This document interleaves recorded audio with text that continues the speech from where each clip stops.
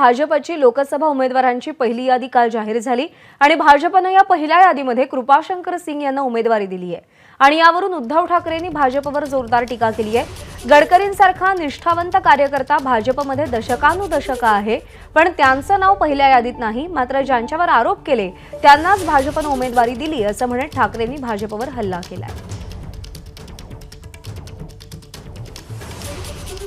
काल सगळ्यात आधी भारतीय जनता पक्षाने मला वाटतं की 95 का 155 जणांची यादी जाहीर केली। अगदी सुरुवातीच्या काळात म्हणजे खरंच सांगतो तुम्हाला, मोदीजी असतील, अमित शहाजी असतील, यांची नावं सुद्धा मी जेव्हा ऐकली नव्हती त्यावेळेपासून मी नितीन गडकरींचं नाव ऐकलंय आणि त्यांच्यासोबत काम केलेलं आहे।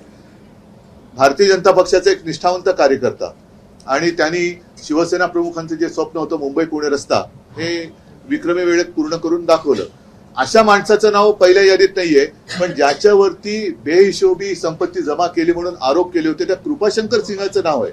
ही आजची भारतीय जनता पार्टी आहे। एबीपी माझा, उघडा डोळे बघा नीट।